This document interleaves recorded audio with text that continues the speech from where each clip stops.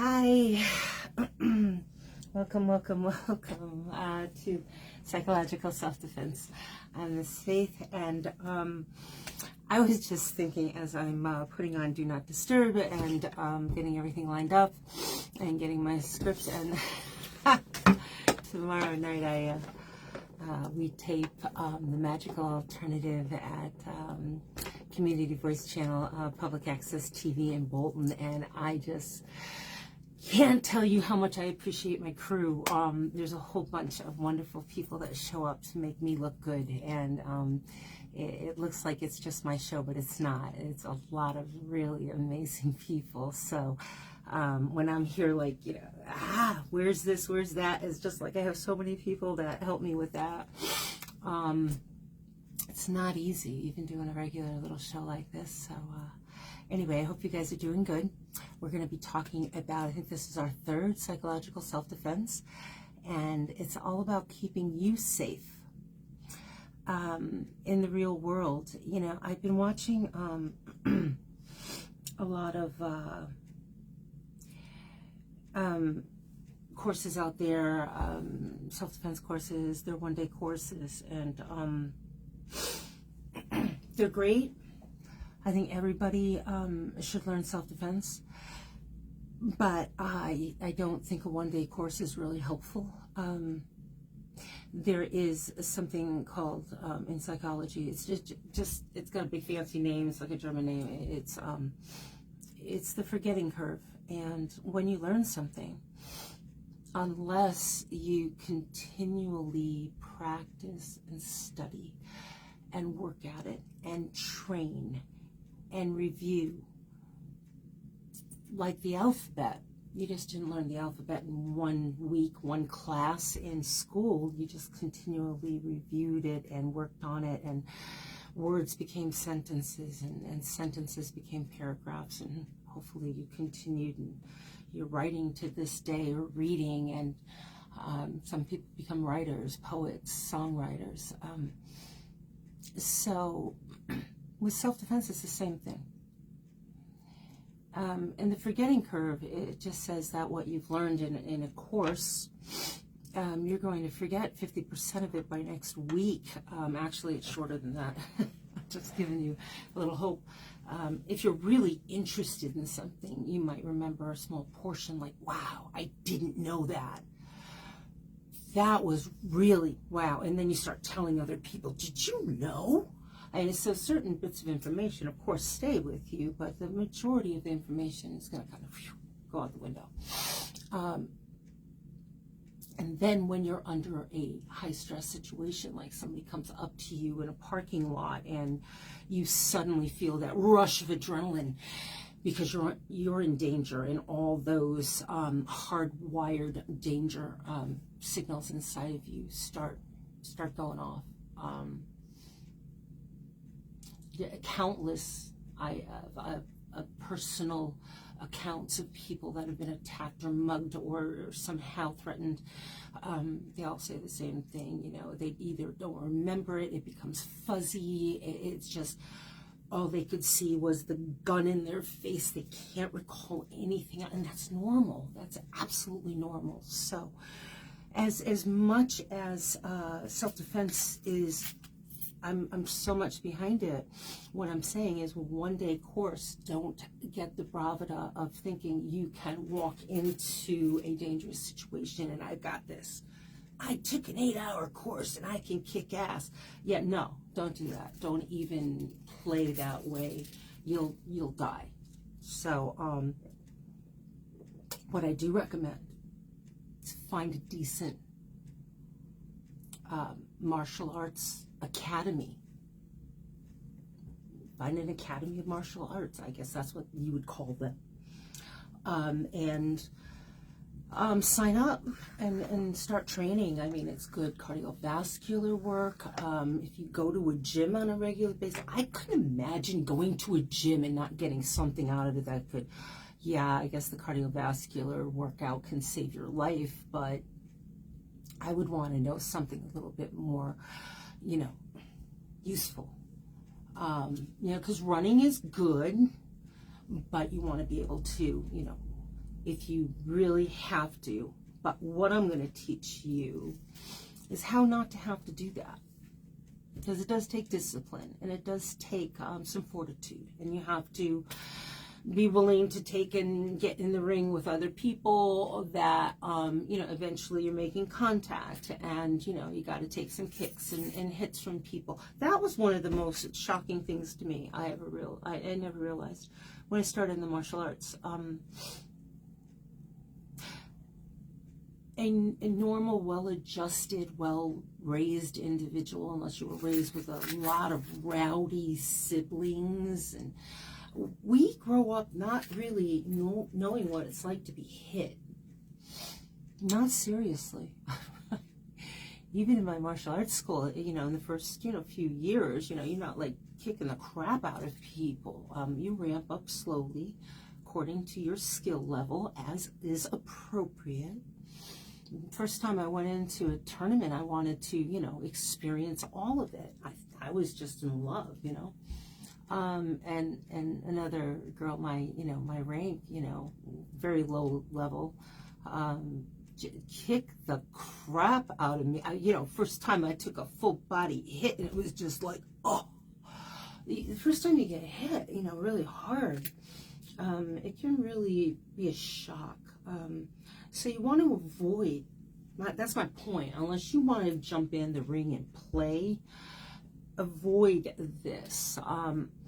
So self-defense classes are great, but trust me, you are not going to ever be in a situation where somebody comes up to you and, they grab you and you're like, okay, hold on, mugger, man, woman, child, whatever, hold on a minute. I'm supposed to, wait a minute, which thumb was it? I'm supposed to, wait a minute, could you come over to this side? Because I learned how to defend against, yeah, seriously, that's what you do in a class for a long time. For you to just immediately flow into the response of defending yourself under high stress. It's a lovely dream, but you got to really train your ass off to get to that point. And a really good school will help you do that. In the meantime, thinking 6 steps ahead so you never have to get into that place is key. I was watching somebody the other day, a lovely young person, and just, chilling and walking down the sidewalk, and 2 earphones on, and made eye contact with me, smiled, and I'm thinking, man, somebody could come right from behind them, blitz them, they would be clueless. They were completely a good 180 degrees around them was shut off. And yeah, that's how I think, because that's how predators look for their victims. They look at those out there in the world that are just not self-aware of their surroundings 360 degrees.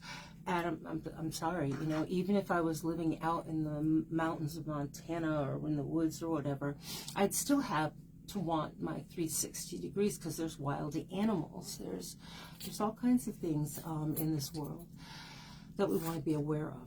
Well, we've talked about predators, prey, warrior, about observers, witnesses. And then last week we talked about being safe at home. I do apologize if there are any glitches in there. Now I'm going to talk about starting to move outside of the house. Do you post online? Yeah, because you might be inside, you might never leave your house, but if you post online, that's your outside. Do you have children? Some of the smartest parents I've ever seen, I've seen a few, when they're putting pictures of their children online, they are so self-aware, they pixelate their faces. I know your children are the most adorable, small creatures that have ever existed. I understand that. They're adorable. The problem is there are predators out there that think so too. And no, I don't care how well you lock down, your social media to just grandma and grandpa and auntie and uncle. And no, if you're putting their pictures out there, everybody has access to it, depending on who they're sharing it with, and predators live on that.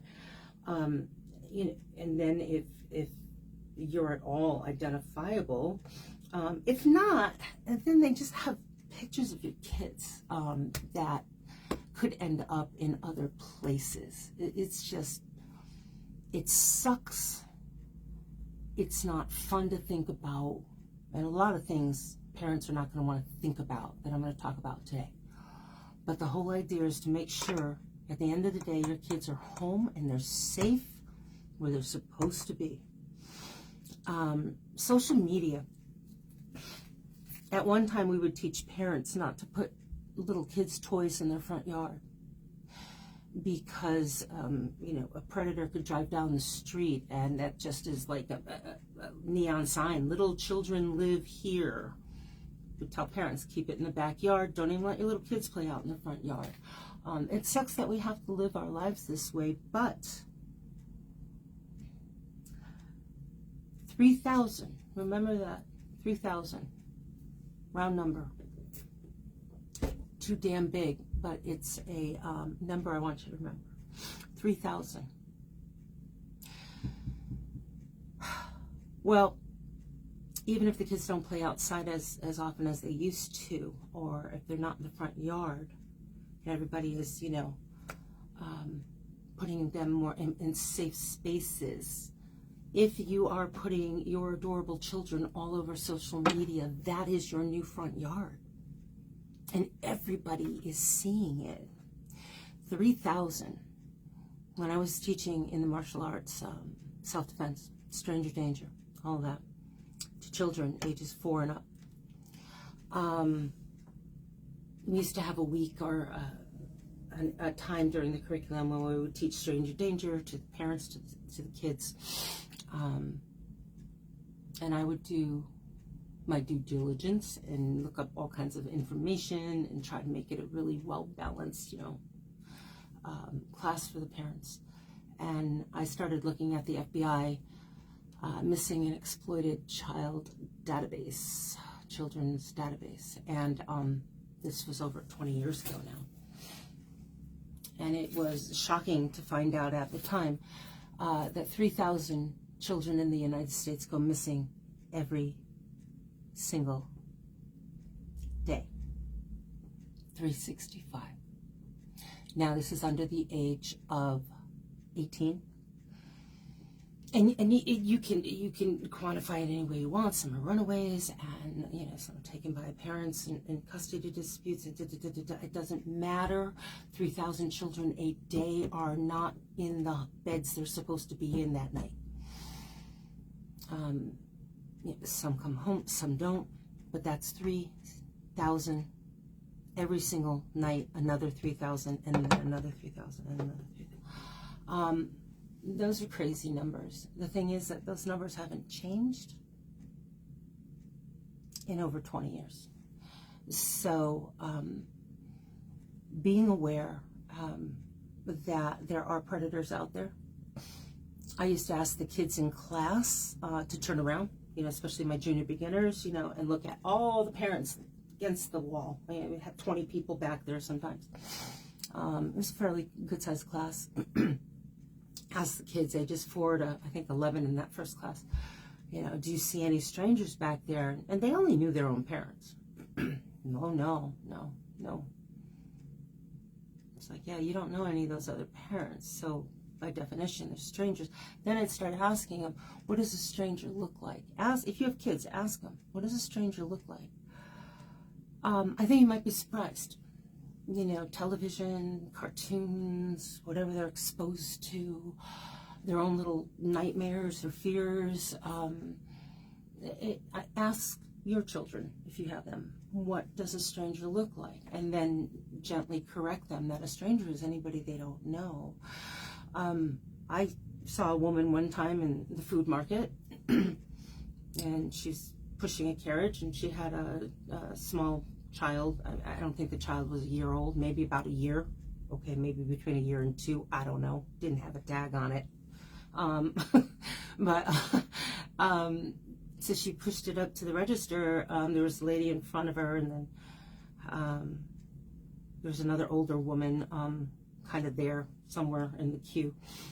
And she needed to go and get something. And so she just asked this older woman, and it kind of looked like a grandmother, but she didn't know her, would you just watch my baby for a minute? And then this woman just took off. She's gone. She wasn't even within eyesight. And the little baby started crying. Yeah, baby was smarter than mom. This older woman, as lovely as she appeared to be, how do you know who she is? She could have picked that child up and walked. I mean, I was watching diligently, like, you better not touch it, baby. Everything was cool. Mother finally came back, and I'm just like, oh my God. Baby was screaming his head off, because she's just like, Mom, what is wrong with you? Just crying. She couldn't speak yet, but still, that's 3,000 a day go missing. It's just, the predators out there, and they don't always look like you expect. And yes, we want to believe everybody is a good person. Knock that stuff off, okay? Yeah, there's good people out there, and there's also a lot of not good people out there. So when you leave the house, you have to be really self-aware. Predators, which could look like anyone, will come up to you, and one of the common tactics is they'll come running up to you. Help me, help me, help me. You gotta help me. Personally, the first thing I think of is red flag. We talked about red flag, green flag, yellow flag the other day. I personally am not a first responder. Now, not that I don't have compassion for somebody. I don't want anybody to be hurt or to need help. But you know what? Unless they're literally on fire and I have a hose, the only thing I can do is call 911.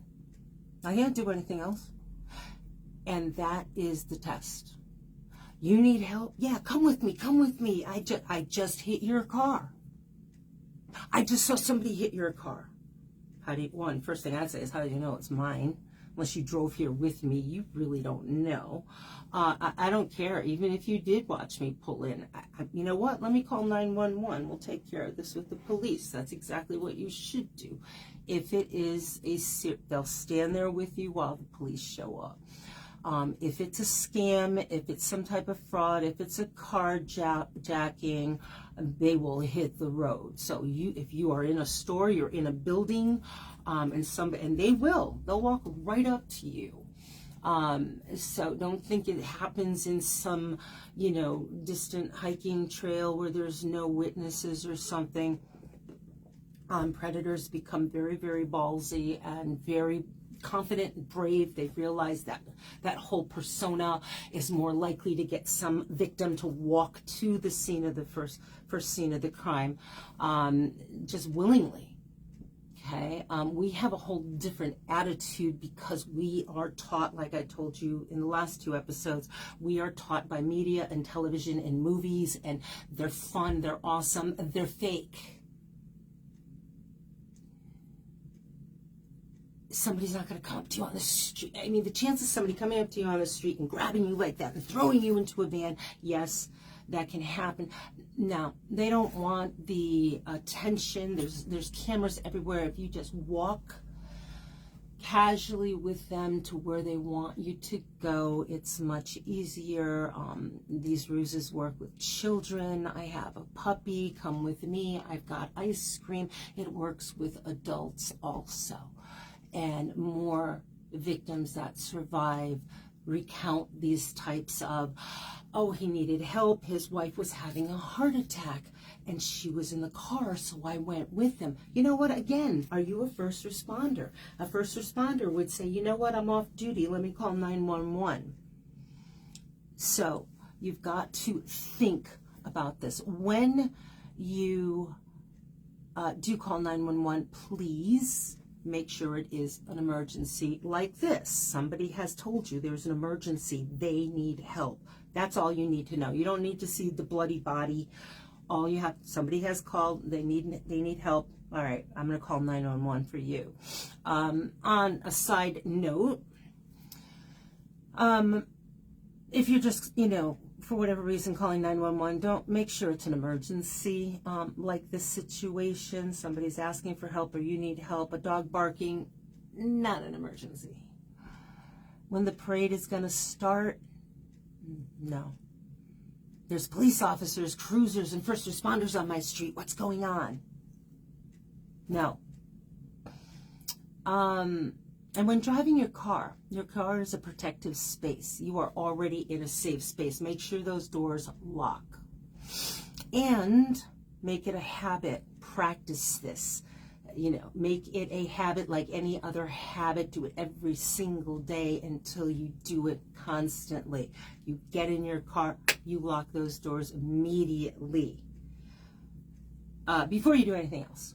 Before you fix your outfit, before you put your seatbelt on, before you do anything else, you lock those doors. And did you know when somebody comes knocking on the window, you do not have to roll it down. Those windows are pretty damn hard to break. Most of them are tempered. That's why they have to use a special device to bust them. But if you roll it down just a little bit, they can grab it and crack it. There's no reason. You can talk through the glass. Again, something we see on television all the time. Now, if it is a police officer and they request you to roll down the window, then you can roll it down an inch. We'll be talking next week about how to determine if an authority figure is real or fake. But yes, you do not have to roll down your window. Also, make it a habit if you, like I happen to carry my fob attached to me. I don't have to fumble with it. I don't have to look in my purse. It's attached to this key thing that just stays right on my belt. And, but if you don't, make it a habit before you leave the house, work, your friend's home, the store, the gym, have your keys in your hand. And also, a lot of people, I don't know where this came from. I think it's been around for like a few decades. This is the biggest key on my, I'm gonna use this like as a defense. Really? No, don't do that. That's just gonna piss them off. This is what, really? I have this is a stick I use for knock on wood, just for good luck. But I mean, seriously, this is a better weapon. But actually, I wouldn't use any of these. That's gonna, I would, if I had to, I would use my hands. I mean, this actually has a knife on it. I would probably, if I needed a weapon, I do have one on here. But a key, if anything, your nails will get more DNA, which could be helpful at one time. But you don't want to get to that point. Walking along with your key through your fingers, that's just going to take you time. You want it in such a way, if you don't have a button to push, you want it like this so you can put it in the door and turn it and open. You want entry as soon as possible to your car. Don't be playing games with having it in there like brass knuckles or something like that, because then you're going to have to mess with it to get it in the door. So, also pay attention when you're driving. If for some reason, maybe somebody was hassling you at a nightclub, or just paying too much attention to you, maybe there's somebody from work and you're just uncomfortable, you have that feeling somebody's following you, somebody's paying a little bit too much attention, and then you see them possibly pull out of a parking lot and you think they're following you. Okay, pay attention to that. Take a couple of rights on your way home. Don't go home. That just is not really the best thing to do. But what I learned a very, very long time ago is make sure you know where your local police stations are, or call 911.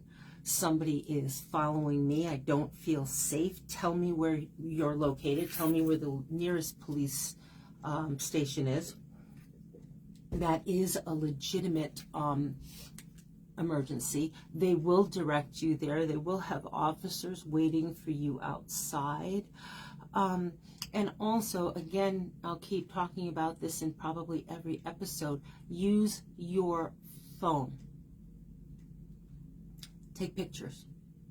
Even if it's somebody who's creeping you out, you know, giving, like I said, giving you too much attention, you're out with friends having a good time, they won't leave you alone, you know, don't be surreptitious about it either. Yeah, hey, dude, yeah, I got your picture and it's in the cloud now, so just so you know. Now, let them know you can identify them. This whole, remember what I said once before, don't protect the abuser. Don't protect the violator. Don't protect the ones that are depending on you not to say anything because you're a good person. It makes you feel funny. I don't want to say anything. Yeah. Yell their names from the rooftops. Tell everybody this is not a safe person if that's the actual case. Especially if they're giving you unwanted attention. You've told them that you don't want any. Now, if you are actually approached on the street, somebody wants your purse, your money, your car, give it to them. And the way you do that is you take your purse, your money, your keys, you throw it away from you as you say, absolutely, here you go, here's my money, my car, my key, everything. Throw it as far away at them as you can as you turn and run in the other direction. I don't care. If it were me, you have to do you, but if it were me, even if they had a gun, I'd be running serpentine. I'd be running in the other direction. They want your money. They want your car. They want your purse. Chances are they do not want to attract attention. They don't want to kill you. They're just robbing you. So let them have what they want and get the hell out of there. Go in the other direction. And psychologically, chances are really good that they're going to just go for the stuff you have and run in the other direction. So, and you don't stop. Always, when you do call 911, I wouldn't throw my phone because that's your out. But as you're calling 911, in any circumstance, whether you're giving somebody help, whether you're, needing it too, the first thing you do when the dispatcher answers, your address. Don't introduce yourself. Don't talk about the situation. You rattle off your address immediately. Even if they say, what is the nature of your emergency? Address first, because it's recorded. If somebody were to somehow stop you, take the phone away from you, disconnect the call, knock you down, whatever, say the address first. I know my husband was a dispatcher for years and years and years. That's what they need to know. And then, if you can continue, you can tell them the nature of your emergency, answer the questions as asked, and make sure you know where you are. Don't think that because you have a cell phone that they're gonna, like it's anything like on TV. Oh, hold on a minute, they'll be there in 30 seconds because, yeah, we know where you are with your cell phone. No, they don't. No, they don't. Not in New England. Maybe New York City, Los Angeles, I'll give you Chicago. They have a certain system, but they do not know where you are unless you tell them. So that's very important. A couple of other things. A lot of predators will try to get you, we talked about that, to get you to another location quietly by ruse. They might use a decoy. Again, ask yourself this one question: am I a first responder? And call 911. Park close to stores, especially by yourself. And there was this discussion recently about a serial killer in New England, and apparently that's all over the internet. And I know the police have said, there's no evidence linking any of it, and a lot of people are saying on the other side, well, there's like 12 bodies found in 2 or 3 months in this, area. I'm sorry, Massachusetts, Connecticut, a little bit of New York, Rhode Island, and that's a big area for us. I don't know. As far as I'm concerned, what difference does it matter? There's 330, I think 5 million people in this country. There's going to be some freaks out there. The fact that people are surprised, yeah, you've probably met more serial killers in your life than you realize. It's not like they have a tag. We work with sociopaths, psychopaths. We ride the bus, the subway. We sit next to them in movie theaters. They're out there. They're on social media. I mean, they have to have families. I mean, they're in our world. So I'm not surprised. I think it's wonderful that people are getting closure, that their loved ones are being found, and however they're doing it. And you know what? The police don't tell us everything. They don't need to tell us everything. I think people are a little bit too morbidly obsessed about that stuff. I don't get it. Let the police do their jobs. But I always act as if there's serial killers out there. Just to assume everybody is a good person. I like to believe people, you know, there's some part of their soul that's good, but that's up for them and their creator to kind of deal with. But yeah, I also have really strong boundaries, and that's just the way I am. So that's why I'm teaching you all of this. To stay safe, to live a long, happy life, to not have to use your martial arts or your self-defense, and hopefully never have to after all these years. I've never had to physically use it, and I am knocking on wood right now. I have had to use it psychologically when people have gotten in my face and they think they can intimidate me for about a minute. If you haven't met me yet, hi. It doesn't go far. But a lot of times what I'm teaching you is you can avoid all kinds of problems by just being aware and having that attitude, walking confidently across the parking lot. Sometimes if you have a feeling of fear around you, just walk like, you know what, this is the worst freaking day for anybody to try to mess with me, and if they do, boy, are they gonna regret it. I mean, just have that energy around you, and people will be like, whoa, okay, don't want to mess with her, don't know what her problem is. You know what, even if it's pretend, cosplay, whatever it is, it gets you back home safely that night. And when you wear a cloak of confidence and self-assurance and like, yeah, do not F with me, do it long enough and then all of a sudden it just becomes who you are. And don't let people call you a bitch or say you're not nice or in any way demean you, because if they do that, then they've got their own issues. We got to do what we have to do to get through this world and our lives safely. And if people don't like it or don't appreciate it or want us to just lay down and be, you know, victims, well, then they picked the wrong person now, didn't they? So anyway, I gotta let you go. It was really great talking to you. We are going to be talking next week about how to figure out if authority figures are real or if they're frauds. And I will see you then. So any questions, please leave them in the comments. And you can check out the first 2 of these videos on my YouTube channel. And that is Shadow W Witch. And I will try to put the link right in here. And the other ones have already been uploaded. So thank you so much. Stay safe, and I'll see you soon. Bye.